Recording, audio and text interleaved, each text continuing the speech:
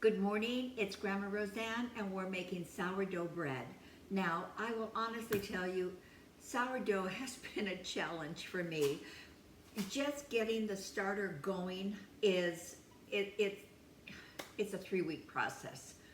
And I never completed the 3 weeks. But then I went to Texas. My daughter-in-law was generous enough to give me some starter, so now I can make sourdough.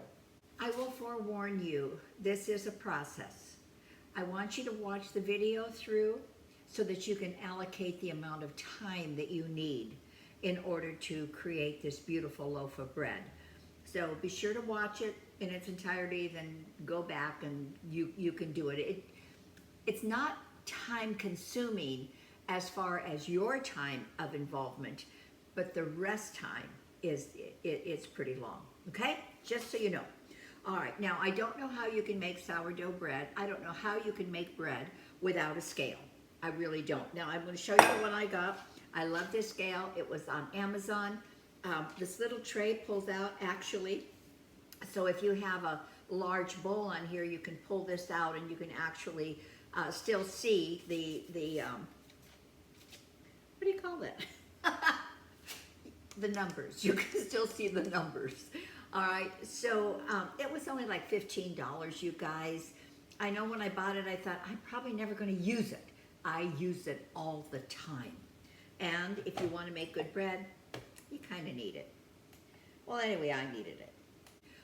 As far as the starter, I never knew when to use it. Do you use it right out of the refrigerator? Do you use it before you feed it? Do you use it after you feed it? It was very confusing to me. And I found one recipe, I found one woman, and she was amazing. And she was able to really mentally get me through the starter process. So what I did is I fed the starter. It was in my refrigerator. I took it out. I removed the discard. I fed it. And then I waited, and it's been about 3 hours. It has doubled in size. My little rubber band is right here, so I know it's doubled in size. And then I'm ready to start doing my bread. Now the recipe I'm using, once again, came from my daughter-in-law. So I'm just ever so grateful that she figured out how to do it, and now she can teach me. So in my bowl, I'm going to put 100 grams of starter.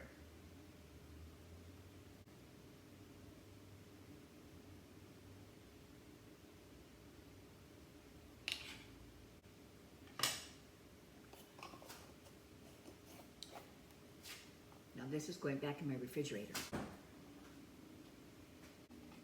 Then I'm going to tear my bowl here, which just means just bring it down to 0. And now I'm going to put in 350 grams of water.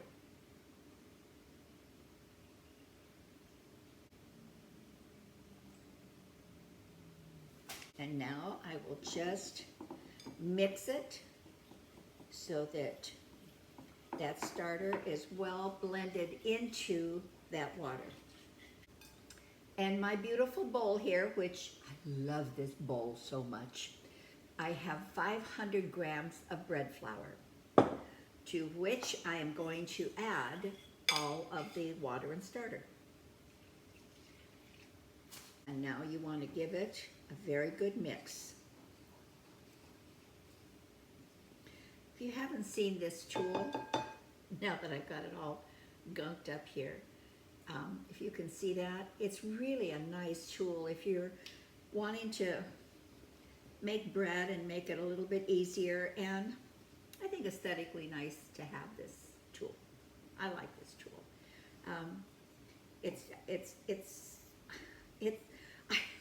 I want to tell you what it is, but I don't remember what it is.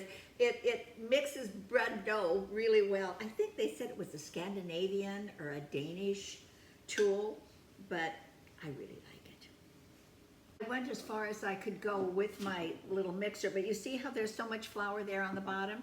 So now I'm going to switch over to a pliable scraper, and I'm just going to scrape and incorporate until all of that flour is mixed in.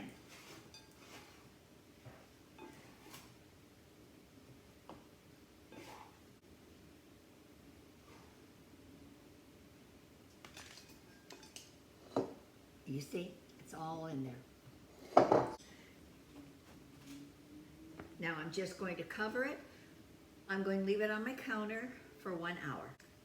All right, it's been an hour that this has rested, and now we are looking for 12 grams of salt.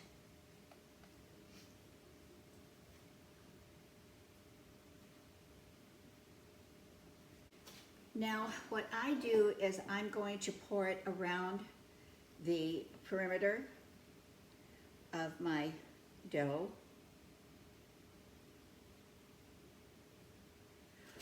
And then we're going to start stretching. This is a no-knead dough. All we do is we lift it up and bring it over. Lift it up and bring it to the center. And the whole time I'm doing this, I'm incorporating that salt. Oh, you can feel how nice this dough is right now. Oh my goodness.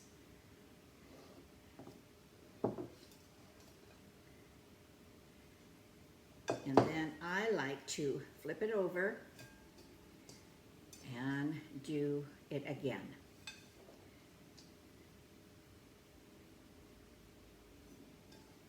What you're doing here is you're forming the gluten.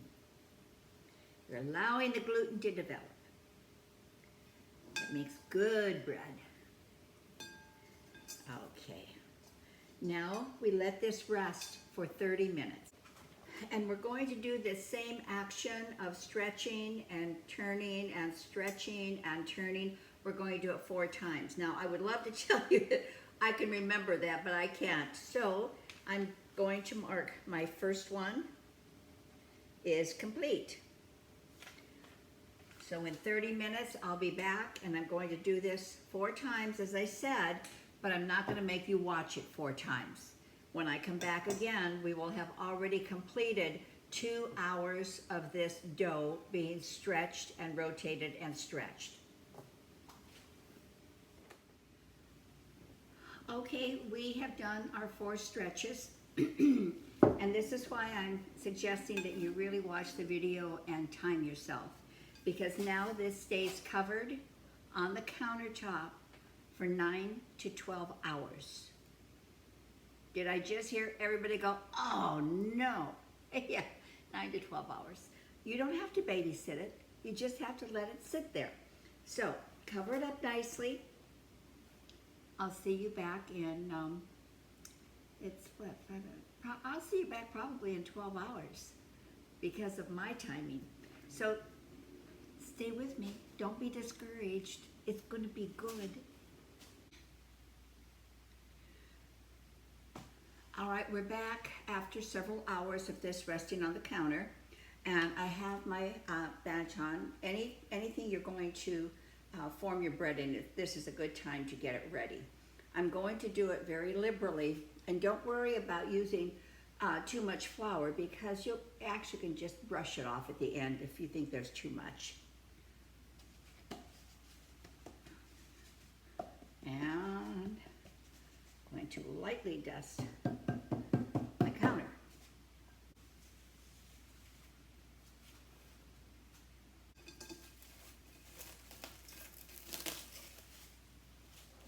Isn't that a nice surprise? Mercy, that thing is just crazy with growth there. Now you're going to work with that, but you don't want to deflate everything in there. You see how many bubbles we have popping up there? Just try to, because we are going to work with it and roll it and do stuff, but try to be a little bit more gentle with it. I'm just releasing the edges. And then I'm going to let gravity do what it chooses to do. Come on, baby. You can do it. There. Yay. This is a little sticky still. I'm going to pull one end up and over. Bring it to the middle. Oh, I'm telling you, this dough is fantastic.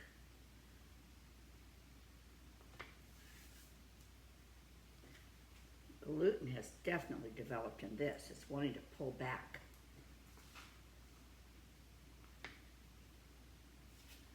Kind of tuck it in.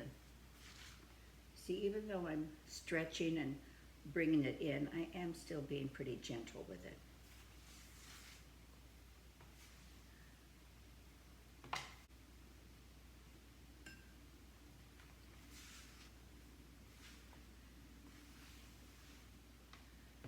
All right. Now, here's where you want to be careful. Let me turn this camera down.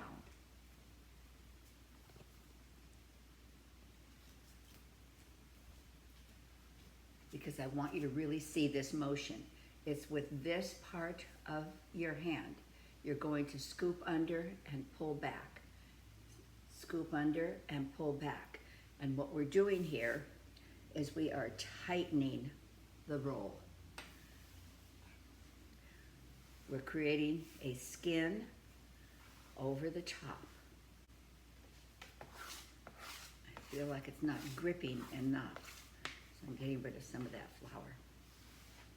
You should be able to actually feel that come under. You're tightening up the entire bowl.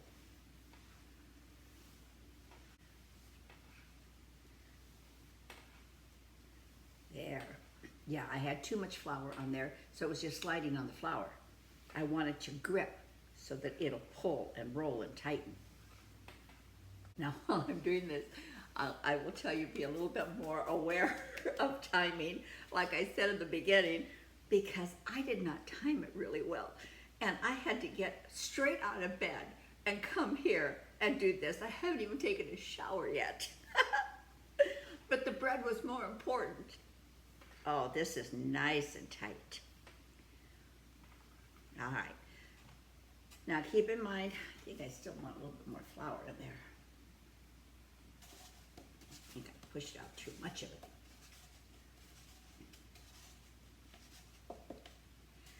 Keep in mind, this is going to be the top of your bread, okay? So we want that to look ever so nice. So we will put that on the bottom. If it separates like this did, just go in and pinch it up a little bit. Make everybody stay friendly and together.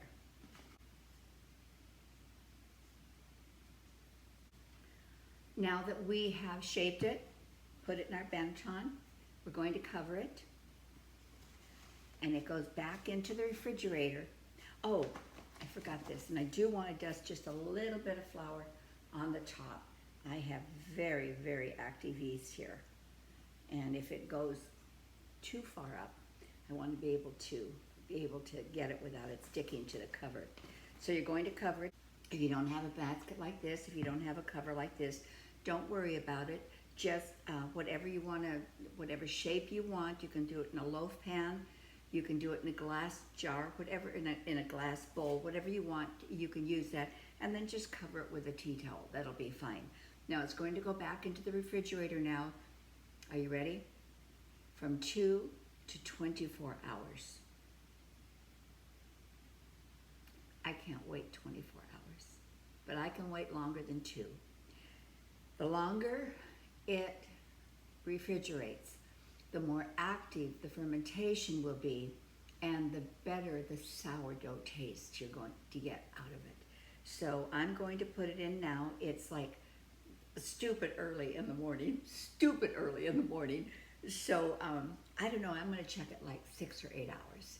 All right, I will be back. We're almost done. Well, here we are. It's the next day. I have just taken the bread out of the refrigerator. It's been there overnight. It looks beautiful.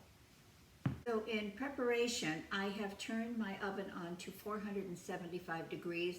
I put a Dutch oven in there, and it is scorching hot at this moment. It's been in there for an hour. Now you want to preheat your oven for an hour before you put your bread in. Does it sound excessive? Maybe, I don't know, but it works. Now, we're going to dump this out onto parchment paper and release it a little bit from the edges.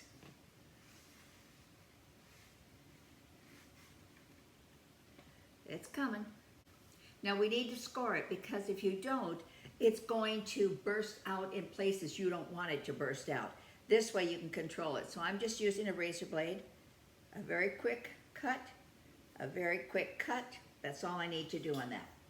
Now I'm going to put it in. I'm not taking the cast iron out because it's just like it's 475 degrees.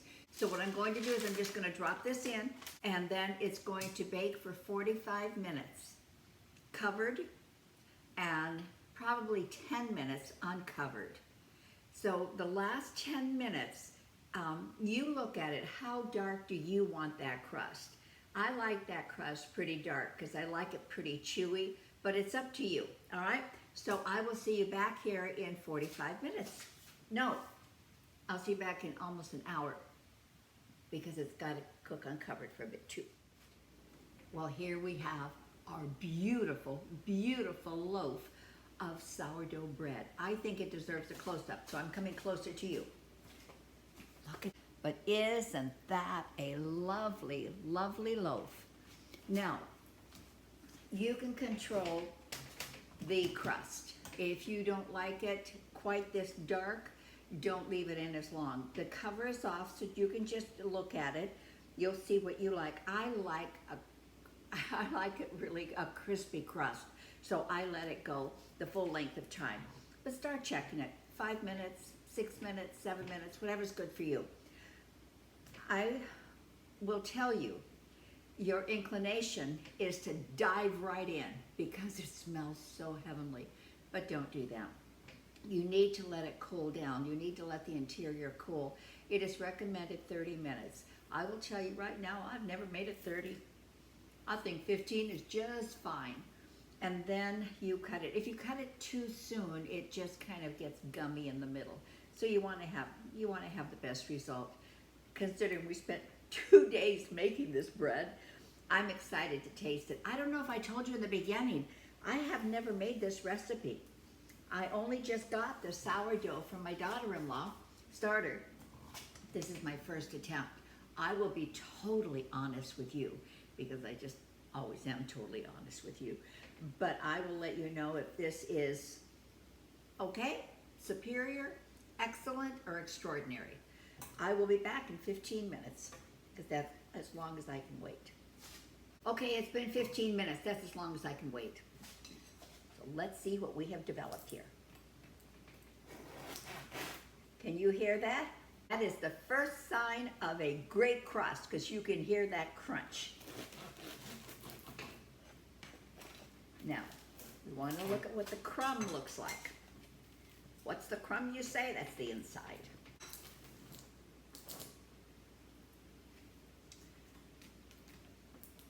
The crumb is beautiful. It's nice and airy. Oh, it really has that sourdough smell. Oh my goodness. I do believe we have a winner here. Okay.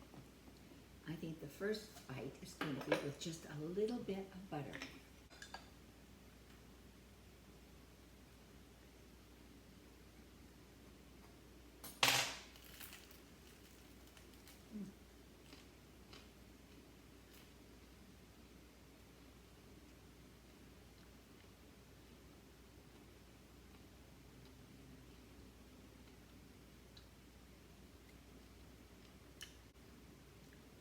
I think that's one of the best sourdoughs I've ever tasted. And I would tell you if it was marginal, because I wouldn't want you to commit that amount of time and not have it absolutely delicious. This is so good. That is truly spectacular.